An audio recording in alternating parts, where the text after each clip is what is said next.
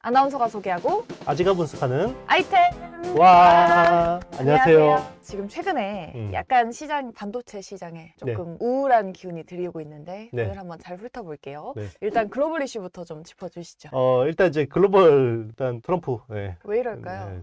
멈추질 않네요, 폭주가. 제가 보기에는 몰렸잖아요. 자기가 네. 채권으로 한번 맞았잖아요. 그러니까 나 약한 거 아니야. 나 아직 강하다. 이러고 아는데. 이제 이미 내려놓으셔도 되는데. 네. 그니까. 네. 일단 이제 트럼프 관세 때문에 미국 이제 AI 혁명에 큰 문제가 생길 수도 있을 것 같습니다. 지금 AI 인프라를 엄청나게 투자하고 있잖아요. 네. 일단 아마존이 1,000억 달러 투자하기로 했고, 그리고 지금 마이크로소프트가 800억 달러, 그리고 알파벳이 750억 달러, 그리고 메타가 650억 달러. 지금 엄청난 투자를 하고 있는데 네. 트럼프 대통령이 찬물을 끼얹었습니다. 이 관세를 때리면 일단 데이터 센터 지으려면 철강 가져와야 되죠. 네. 그리고 변압기 가져와야 되죠. 네트워크 장비 가져와야 되죠. 네. 다 미국에서 만드는 거의 없단 말이에요. 자, 그럼 여기 관세가 다 붙겠죠. 그쵸. 그러면 이 AI 인프라 코스트가 한 20%가 올라간다. 그러네요. 라는 이야기가 있습니다.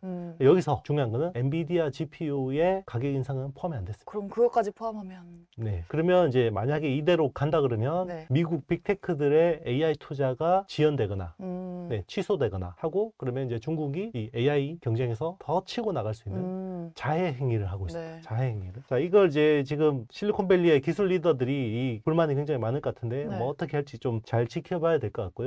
그리고 이제 엔비디아가 H20 칩, 요 H20이라는 이제 중국향 네. 칩을 또 이제 중국에 팔 수 있다라고 했는데 하루 만에 번복을 해서 팔지 마. 승인 받아야 돼. 하루 만에 네. 트럼프 따라가네요, 엔비디아도. 그렇죠. 이게 트럼프하고 젠슨 왕이 마러라고라는 이제 그 리조트 있잖아요. 네. 트럼프가 보유한 거기에서 만났어요.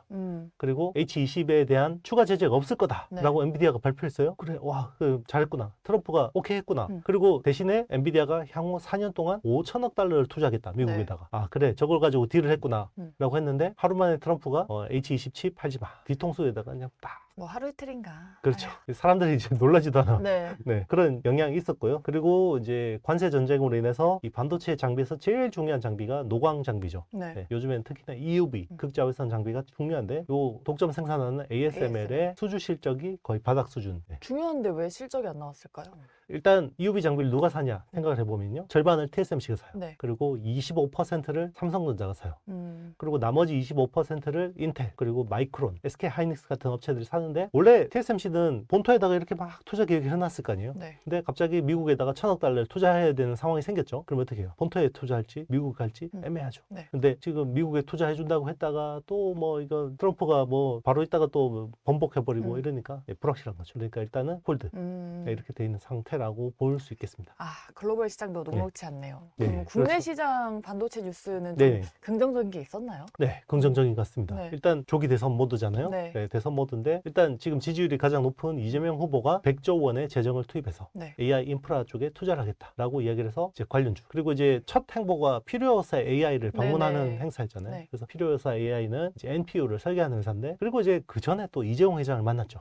네, 그래서 반도체 AI 쪽으로 굉장히 행보를 보이고 있는데, 또 국민의힘 쪽에서 한동훈 후보가 네. 나는 200조, 두 배를. 네, 2배를 질렀습니다. 그래서 네. 지금은 이게 여든 야든 어쨌든 지금은 AI나 반도체 쪽으로 굉장히 많은 지원을 할 수밖에 없다. 뭐 그런 상황인 것 같습니다. 네. 그리고 네, 지금 이 AI 혁명에서 가장 주목받는 국내 기업이 사실 SK 하이닉스. 그렇죠. 이번 AI 혁명에서 SK 하이닉스가 HBM으로 대박이 났잖아요. 네, HBM에서 핵심 공정인 TC 본딩, 서멀 컴프레션 본딩을 독점하던 한미 반도체가 독점이 깨졌죠. 네, 하나 세미텍이 이제 들어와서 독점이 깨졌는데 요즘에 이제 SK 하이닉스하고 한미 반도체가 굉장히 지금 사이가 불안합니다. 그래서 최근 뉴스 보도로 보면 SK 하이닉스의 이제 CS라고 해서 이제 뭐 약간 그 고객사의 라인에 투입되어 있는 직원들 있잖아요. 다 빼라고 그랬답니다. 그래서 지금 한미 반도체 직원들이 SK 하이닉스 라인에서 다 철수했고, 그리고 이제 신규로 투자하는 라인에는 뭐 지금 한미 반도체 장비가 빠졌다 이런 소문도 돌고 있고, 굉장히, 그리고 이제 SK 하이닉스에다가 장비 가격을 20몇 % 인상을 또 요청을 했다고 하고요. 지금 한미 반도체는 지금 거의 뭐 하이닉스 쪽하고는 점점 좀 멀어지는 모양이고, 마이크론 쪽으로 굉장히 또 많은 수주를 받는 뭐 그런 그림으로 지금 시장 상황이 굉장히 급변하고 있다 이렇게 보이고 있습니다. 네, 알겠습니다. 오늘 안 그래도 언급하셨던 투자, 정부의 투자 100조, 200조 이야기를 하려고 했는데 네네. 일단은 이재명 후보든 한동훈 후보든 AI에 많은 힘을 실겠다는 의도로 보이잖아요. 네네. 근데 근데 이게 사실 구체적인 공약이 있는 건지 좀 현실성이 있는 내용인 건지 네. 이 AI라는 거를 관련주들을 주가를 이끌 만한 정말 그 실체가 있는 재료인 건가요? 이게 네. 사실 이 산업 정책이 이렇게 세게 나온 적이 저는 네. DJ 대통령 이후로는 거의 처음인 것 같아요. 그때는 인터넷 혁명이었고 네. 그리고 우리나라가 초고속 인터넷 강국이 되기 위해서 엄청난 투자를 했거든요. 그쵸. 그때 당시만 해도 IMF 직후였잖아요. 우리나라가 정말 재정 상태가 엉망이었는데도 네. 불구하고 수십조를 투입해서 우리나라가 세계 최강의 인터넷 인프라를 까는 나라가 됐고 그때 그리고 이제 뭐 정보통신부라는 부처는 YS 때 만들어졌지만 사실 꽃을 피운 거는 DJ 때였고 그때는 이제 중앙 컨트롤 타워도 있었고 그때 그리고 이제 정보통신 발전 기금이라는 것도 만들어가고 조단이었어요. 거기서 또 많은 또 투자가 이루어지고 약간 그 그림을 그리는 것 같아요. 민주당이. 예, 그 그림을 그리는 것 같고 뭐 한동훈도 한동훈 저기 후보도 그쪽으로 지금 생각을 하는 것 같아요. 그래서 최근에 나와서 이야기하는 거 보면 계속해서 이제 거기는 뭔가 이제 지금 시끄럽잖아요. 이제 그 윤석열 대통령 탄핵 때문에 막 시끄러운데 그래도 계속 정책적으로 약간 이제 무게 중심이 조금씩 오는 거는 굉장히 긍정적이다. 그래서 안철수 후보 같은 경우도 워낙 또 벤처 기업 출신이시고 테크나 바이오 쪽이나 이런 쪽 워낙 또 해박하시기 때문에 이제는 약간 정책 경쟁으로 이렇게 가면서 이제 우리나라가 어떻게 하면 더 잘 될 수 있을지 뭐 그런 좀 담론을 이야기하는 게 좋은 것 같아요. 그럼 이게 그 정확한 실체가 있는 건 아니고 아직은 그냥 기대감만으로 좀 가는 건가요? 아니 공약으로 이야기했습니다. 구체적인 공약. 네, 구체적인 공약을 이야기했고 100조라는 이제 재정을 투입을 하기로 했는데 여기서 이제 펀드를 만들 것 같아요. 그래서 AI 국부 펀드라는 걸 이제 만들어서 여기에 이제 제가 보기에는 마중물은 정부 재원이 들어갈 수도 있고 모르겠어요. 이게 뭐 국민연금이 여기다 참여를 할 수도 있는지 모르겠고 그런 식으로 이제 펀드를 만들고 제일 좋은 거는 예전에 뭐 우리나라에서 그 바이코리아 붐처럼 약간 뭐 이게 AI 쪽으로 투자한다 그러면 세제 혜택 같은 것들 좀 주고 이러면 사실 요즘에 거의 뭐 기관 자금이 거의 다 씨가 말랐잖아요. 그리고 일반인들이 직접 투자하지 펀드 가입 안 하잖아요. 이제 그런 쪽으로 좀 약간 유도할 수 있지 않을까 자금이. 그리고 이제 부동 자금들이 정말 이 우리나라 AI 산업 발전이나 이런 쪽으로 잘 흘러가서 이제 산업 발전을 일으킬 수 있는 방향으로 좀 잘 물꼬를 타주는 게 중요하겠죠. 그거를 계속 놔두면 계속 부동산으로만 자금이 몰리고 좋지 않죠. 말씀하신 대로 100조를 맺힌 이재명 후보가 퓨리오사 AI를 처음 방문했잖아요. 왜 퓨리오사 AI로 간 건지 이게 그때 그 메타 인수 제한 거절한 걸로 좀 화제가 됐었잖아요. 근데 엔비디아 대항마로 떠오른다는 말도 있는데 그 정도의 기업이어서 간 건가요? 일단 뭐 엔비디아 대항마라고 하기는 제가 보기엔 좀 아직까지는 많은 노력이 필요하고요. 근데 이제 국내에서 NPU 쪽으로 설계를 잘하는 회사는 원래 3개가 있었어요. 그래서 원래 리벨리온, 사피온 그리고 퓨리오사 AI 3개 정도였는데 리벨리온하고 사피온은 합병을 했어요. 그래서 지금 리벨리온하고 퓨리오사 AI가 이제 두 회사가 제일 잘하는 회사인데 국내에서 1조 밸류까지 펀딩을 받았어요. 근데 그 이후로 추가 펀딩을 받아야지 더 개발할 수 있거든요. 왜냐면 이게 칩이 5나노, 4나노 이렇게 가면 웨이퍼를 한번 구워보려면 이게 수백억이 들어가요. 수백억. 한 번 굽는데. 샘플로 구워보는데. 그러니까 이게 자금이 엄청나게 많이 필요하거든요. 근데 국내에서는 국내 VC들이 사실 1조 넘어가면 뭐 이제 뭐 몇 조, 10조 이렇게 가면 펀딩이 안 돼요. 그 정도 밸류를. 자금도 그렇고 그걸 결국은 회수를 하려면 상장을 해야 되는데 상장해서 매출도 없는 회사가 뭐 10조 밸류 이렇게 쉽지 않잖아요. 아예 미국으로 상장하든지. 그러니까 이제 펀딩이 안 되는 거거든요. 근데 미국에서는 이 정도 기술 가지고 있으면 아마 충분히 펀딩 받을 수 있어요. 근데 왜 메타를? 그래서 이제 펀딩을 받으려고 막 하다 보니 이제 메타에서 여기 회사 기술이 괜찮으니까 그래서 이제 메타가 보니까 기술 좋은 거죠. 그래서 내가 인수할게. 그래서 1조 2천억 밸류로 인수할게 라고 한 거죠. 그래서 팔려고 했어요. 근데 이제 국회에서 퓨리오사 AI 백준호 대표를 불렀죠. 그래서 뭐 실제로 지금 상황이 어떠냐라고 이제 이런 이야기를 했는데 유니콘까지는 우리나라에서 자생적으로 키울 수 있는데 그 이상이 되면 펀딩이 안 된다라고 이야기해서 뭐 이제 그때 메타의 매각을 검토한 중이다 이런 이야기를 하니까 이제 정치권에서 움직이니까 이제 펀딩이 됐어요. 그래서 지금 펀딩이 잘 돼서 어쨌든 뭐 그래도 굉장히 좋은 회사인데 이런 회사가 이제 글로벌 빅테크로 넘어가는 건 좀 안타깝죠.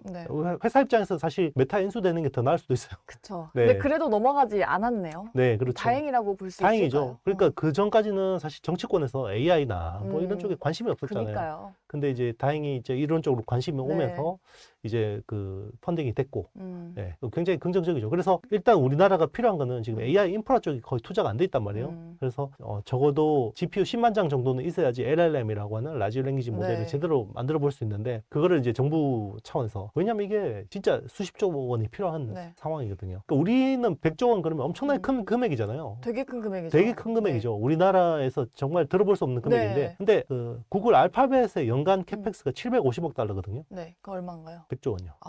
한 해.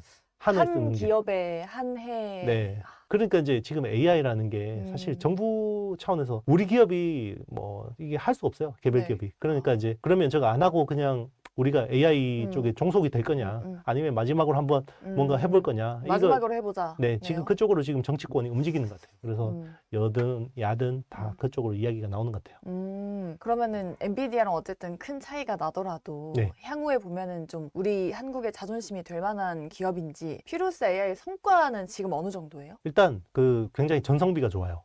전력 대비 성능이 좋기 때문에 제가 보기에, 그러니까 제 개인적인 생각으로는 어떤 파운데이션 모델, 그러니까 LLM 개발에는 엔비디아 GPU 가지고 해야 될 것 같아요. 그걸 이제 구축해놓고 인퍼런스 쪽으로 또 수요가 많잖아요. 추론 쪽으로. 그쪽으로 좀 이제 특화해서 이 칩을 좀 많이 써서 한국에 엄청난 이제 데이터 센터를 만든다 그러면 K-스타게이트라는 게 만약에 돼서 만든다 그러면 거기에 또 퓨리오사 AI나 리벨리온 같은 칩들 또 많이 써서 추론용으로 많이 쓰면 되지 않을까 생각합니다. 그러면 지금 데이터 센터에서 GPU랑 NPU 비리 어느 정도예요? 지금은 GPU 자체가 없어요, 국내. 비율이? 네, 다 합쳐도 국내에 2,000장, 3,000장 되려나? 거의 없습니다. 그리고 그것도 클라우드로 우리가 그럼 빌려서 쓸 수 있어야 되잖아요. 내가 벤처 기업이면 이제 이걸 빌려서 쓸 수 있어야 되는데, 그런 것들도 이제 그냥 대기업들이 자기네들이 쓰려고 갖다 놓은 거, 현대차라든지 막 그런 데밖에 없어요. 그러니까 AI 인프라 쪽으로 만약에 뭐 이런 컴퓨팅 파워가 필요하고 하다 그러면 대부분 아마존 웹 서비스나 마이크로소프트 애저 같은 빅테크들을 쓰는 거죠. 문제는 뭐냐면 여기에 클라우드 서비스를 가지고 쓰려면 우리 데이터를 일단 올려야 되잖아요. 내가 가진 데이터. 근데 그것도 좀 깨름직하잖아요. 데이터 빨리잖아요, 올리면. 그렇잖아요? 이게 데이터가 그 클라우드 업체한테 다 빨릴 거 데이터를 올리면. 근데 이제 우리 입장에서는 정부 데이터라든지 국방 관련 데이터라든지 더 민감하네요. 더 민감한 건데, 이거를 미국의 개별 기업 여기에다가 컴퓨팅 파워 필요하다고 해서 이 데이터를 올려서 막 쓰면 클라우드 업체들은 절대 우리는 이거 손대지 않습니다라고 하지만 모르죠. 그거는 사실 나중에 알고 보면 막 그렇게 밝혀지는 경우가 되게 많거든요. 그런 거거든요. 근데 지금 중요한 거는 전쟁에서 AI가 쓰이고 사실, 그리고 우리 정보에 있는 좀 민감한 데이터들 가지고 또 AI 가지고 많이 써야 되는데, 그거를 그러면 아마존 웹 서비스에서 올려 쓸 거냐. 초창기 기억나시는지 모르겠지만 삼성전자가 처음에 첫 챗GPT 나왔을 때 삼성 직원들한테 챗GPT를 업무에 많이 활용하세요 라고 했는데, 직원 한 분이 그 공정에서 중요한 데이터, 반도체 공정 중요한 데이터를 챗GPT에 올려 썼단 말이에요. 그럼 어떻게 돼요? 그 데이터 그대로 유출된 거죠. 애매하네요. 참. 네, 그렇죠. 그러니까 한국형 클라우드, 한국형 스타게이트를 해야 되는 이유가 여기 있는 겁니다. 그리고 한국어 기반의 데이터를 어딘가 차곡차곡 쌓아놔야 되는데 이거를 해외 데이터 센터에다 쌓아놓으면 이거 우리 거 아니잖아요.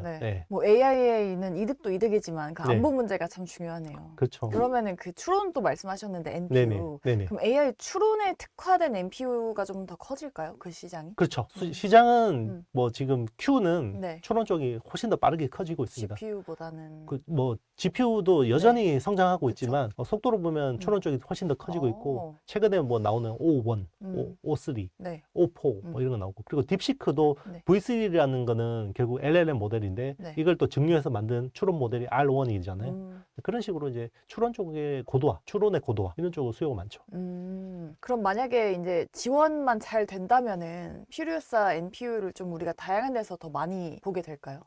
일단 그 미국 반도체 산업을 보면요. 미국도 초창기에 보면 반도체라는 게 너무 좋은 거잖아요. 그전에는 진공관 썼겠죠. 반도체가 너무 좋은데 일단 쓰려고 하니까 기업들이 너무 비싼 거예요. 너무 비싸서 도저히 쓸 수가 없어요. 그럴 때 어떻게 했냐면 미국이 다르파라는 걸 만들어서, 그리고 그때 그 우주 전쟁 했잖아요. 그때 미소 전쟁하면서. 그러니까 우주 이런 기술에 반도체를 많이 써줬어요. 그러면 어떻게 돼요? 일단은 수요차가 생기니까 반도체 회사들이 매출이 나니까 여기다가 재투자하고 막 이게 되잖아요. 그러면 이제 혁신이 일어나고 공정 혁신이 일어나서 코스트가 떨어지면 이제 일반 기업들이 쓸 수 있는 거거든요. 그럼 똑같아요. 우리도 만약에 한국에서 이런 수요처를 만들어주면 일단 마중물 역할을 해주는 거예요. 그러면 NPU가 너무 좋은데 이걸 막 쓰려면 굉장히 많은 검증도 필요하고 이런 것들이 필요할 거잖아요. 그래서 국내에서 이런 검증을 충분해서 이 추론형 칩으로 잘 안착할 수 있게 해주고 그리고 자 이거를 이제 동남아나 네. 뭐 남미나 유럽에서도 이런 초론 수요가 있을 거 아니에요. 그러면 이제 그런 쪽으로 좀 이제 잘 확장할 수 있는 뭐 그런 그림을 그리는 거죠. 아, 그런 곳에 우리나라 그 퓨리오사의 MPU가 경쟁력이 확실히 있는 건가요? 그건 모르죠. 네, 모르는데 네. 충분히 잘 다듬으면 그렇게 될 수 있다고 생각하고 글로벌 수준으로 봤을 때 네. 사실 메타가 이런 회사 인수하려고 했으면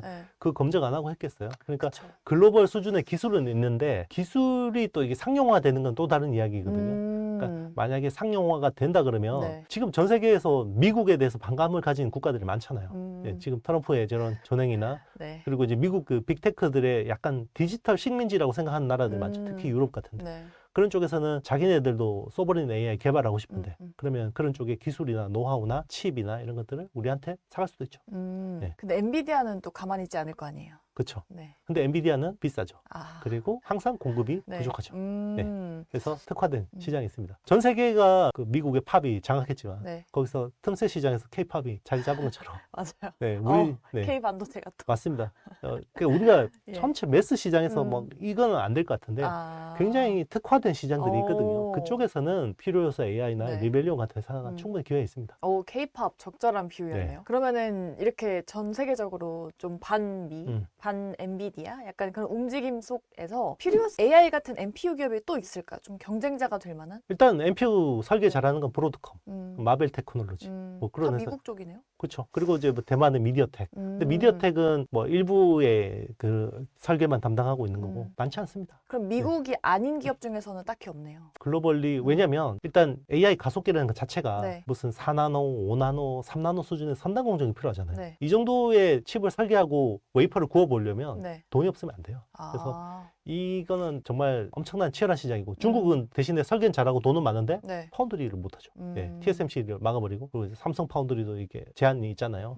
접근하는. 근데 우리나라는 설계도 있고 파운드리도 있고 물론 TSMC보다 많이 떨어지긴 하지만 그리고 수요처만 만들어주면 기회는 있죠. 수요처 뭘 만들 수 있을까요? K-스타게이트. 스타게이트. 네, 그래서 거기에 LLM을 하려면 기본적으로 GPU 10만 장이 그 기본 티켓이거든요. 근데 원래는 저기 이재명 후보도 처음에는 GPU 10만 장 이야기했었어요. 근데 이제 최근에 이 업계 쪽 사람들 많이 만나면서 한국의 NPU도 좀 많이 써야겠다는 생각하는 것 같아. 모르겠어요. 이게 효율적인지는 잘 모르겠습니다만은 이제 산업적인 우리 산업 입장에서는 좀 도움이 될 것 같긴 해요. 그래서 엔비디아 GPU 5만 장 그리고 나머지는 NPU 가지고 좀 이제 컴퓨팅 파워를 구축해 보려고 생각하는 것 같아요. 근데 정말 클러스터 잘 만들어야 돼요. AI 클러스터. 어쨌든 어떤 후보가 되든 간에 그 AI는 갈 수밖에 없는 테마잖아요. 우리는 여기서 이제 중요한 게 어떤 종목을 잡아야 할까입니다. 퓨리오사 AI는 아직 상장이 안 됐으니까 지금 상장한 종목들 중에서 이런 NPU 그리고 정책 모멘텀의 수혜를 볼 만한 기업 뭐가 있을까요? 100조에서요. 딱 한 2, 3조만 떼서 딱 뿌려도 대박이 나는 그러니까요. 시장이 많죠. 근데 그런 쪽이 되게 많은데 반도체 설계 쪽으로 저는 되게 기회가 있다고 생각해요. 일단 지금 AI 쪽으로 제일 그래도 디테일한 정책이 나온 게 이재명 후보인데 이재명 후보가 얼마 전에 삼성전자 이재용 회장 만났잖아요. 그러면서 저는 분명히 뭐 차 마시면서 서로 덕담하고 끝났을 것 같지는 않아요. 거기서 분명히 삼성 파운드리 어떻게 되고 있냐, TSMC하고 뭐 가능성 있냐 이런 이야기 물어봤을 것 같고 그래서 거기에 약간 뭐 긍정적인 대답을 듣지 않았을까. 삼성 뭐 이재용 회장도 저희 못할 것 같아요 이렇게 이야기는 안 했을 거 아니에요. 잘할 수 있습니다라고 했을 것 같고 그리고 이제 그러면 삼성 파운드리를 채울 설계 업체들이 누가 있냐. 거기서 이제 퓨리오사 AI 같은 회사들을 생각한 것 같아요. 그러면 거기에 디자인 솔루션 파트너스, 삼성 파운드리 관련된 뭐 카운칩스 그리고 이제 TSMC 쪽으로 팹을 쓸 수도 있잖아요. 퓨리오사 AI는 TSMC 팹을 쓰거든요. 그리고 리벨리온은 삼성 파운드리를 쓰고 그러니까 이제 뭐 TSMC 팹을 쓰면 에이직랜드 같은 VCA 업체가 또 관심 받을 수 있고 그리고 이제 NPU 쪽으로 IP를 또 판매해본 레퍼런스가 있는 회사가 칩셋 미디어가 있죠. 그리고 이제 5나노 이하의 선단 공정을 그래도 설계해본 팹리스가 많잖아요, 국내에. 거기서 그래도 텔레칩스가 좀 기회가 있다 생각합니다. 그럼 탑픽주로 주목해야 될 종목들 딱 나열해주신 건가요? 네.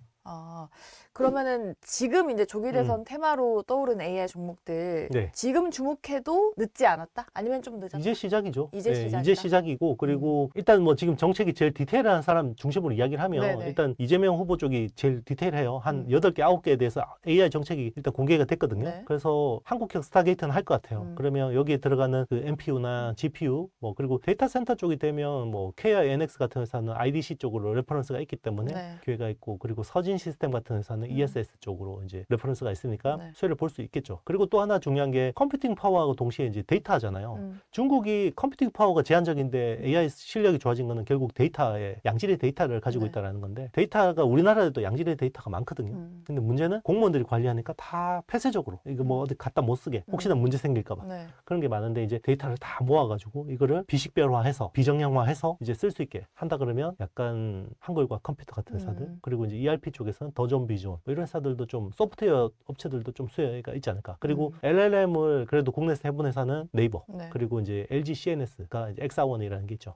그러니까 그런 회사들 좀 관심 가져볼 만한 것 같습니다. 그럼 혹시나 이제 물리신 분들이 있다면 이제 멀리까지 내다보고 좀 가져가도 된다? 안 된다? 이거는 이제 대선이 누가 되느냐가 중요하니까 그렇게 가능성이 저는 뭐 지금 있는 상황이니까 일단 지지율이 제일 높은 사람 중심으로 지금 시장을 보는 게 맞지 않을까 생각합니다. 그리고 이게 여기에서 사실 이견이 없어요. 그리고 반도체, K 칩스법 뭐 이런 AI 이런 쪽에 대해서 뭐 반대합니다 이런 사람은 없잖아요. 아무도 없죠. 그러니까 제가 보기에는 이거는 무슨 특별히 엇갈리는 정책이 아니기 때문에 제가 보기에는 크게 중장기적으로 봐도 되지 않을까 생각합니다. 그러면 대형주인 삼성이랑 하이닉스에게 이 AI 정책 관련해서 좀 대표적으로 희소식이 좀 있나요? 삼성 파운드리 쪽은 큰 기회가 될 것 같아요. 자, 이것도 못 주워 먹으면 이제 희망이 없습니다. 하이닉스는요? 하이닉스는 그냥 그 전에 이거 아니더라도 원래 잘하고 있기 때문에 당연히 그냥 수혜를 보게 되는 거고요. 삼성 파운드리만 힘을 내면 된다. 네, 제가 보기에는 진짜 이 AI 혁명에서 마지막 퍼즐인 것 같아요. 삼성 파운드리가. 삼성 화이팅. 네. 자, 저희 이제 마지막으로 댓글 읽기 해볼게요. 이번 주 댓글이 좀 있었습니다. 유리기판 엔비디아에서 실제 사용하는 시점과 양산 그리고 주가 반영 시점은 어떻게 될까요? 라고 하셨어요. 일단 지금 유리기판 같은 경우는 그 TSMC, 그러니까 엔비디아가 제조는 안 하니까 TSMC가 지금 이노록스라는 디스플레이 업체를 인수해서 거기 팹에서 펜아웃 PLP라는 라인을 구축하고 있어요. 그래서 당장 샘플은 아마 내년부터 그 CPO라는 그 코패키지드 옵틱스라는 그 제품이 나올 거고 거기에 유리기판이 일부 적용될 것 같아요. 그리고 지금 나오는 이야기는 엔비디아 GB300에 CPO가 처음으로 적용된다. 그리고 이제 아마 이게 본격화되는 건 루빈이 아닐까. 그러면 시점으로 보면 내년 하반기 정도에는 뭔가 윤곽이 나올 거라고 보고 있고, 그리고 지금 유리기판 쪽으로 제일 양산에 앞서 있는 회사가 SKC 앱솔릭스거든요. 그래서 올 연말에는 샘플이 나올 거고 이게 아마 적용돼서 나오는 칩은 AMD 칩이 제일 먼저 나올 것 같아요. 그래서 그때쯤 되면 이미 주가는 많이 올라 있을 것 같습니다. 그래서 어떤 유리기판이라는 게 사실 지금은 별로 실체가 없지만 산업적인 다이내믹, 그 역동성은 지금 굉장히 좋거든요. 왜냐면 이게 방향성을 잡았어요. 실리콘 포토닉스라는 쪽은 기본적으로 가는 방향이기 때문에 저는 이 주가는 이 유리기판이 중요한 게 아니라 지금은 매크로 때문에 유동성에 대한 문제거든요. 수급에 대한 문제거든요. 그래서 수급 상황이 좋아지면 저는 유리기판 주들은 많이 또 다시 반등할 거라고 생각합니다. 아휴, 매크로 환경이 참 녹록지 않습니다. 그렇죠. 이런 시장에서 좀 잘 살아남기 위해서 여러분들이 저희와 좀 매주 함께 하시고 이런 댓글도 많이 남겨주시면 좀 다양하고 유익한 정보들 좀 많이 얻어가실 수 있지 않을까 싶습니다. 또 댓글 남겨주시면 저희가 다음 주에 또 읽어드리면서 궁금증 풀어드릴 테니까요. 댓글도 많이 남겨주시기 바라겠습니다. 저희는 다음 주에 또 유익한 정보 들고 올 테니까요. 저희와 구독해주시고 좋아요 눌러주시면 좋을 것 같아요. 저희랑 또 함께하고 싶으신 분들은 좋아요, 구독, 알림 설정, 댓글 부탁드립니다. 여러분 안녕.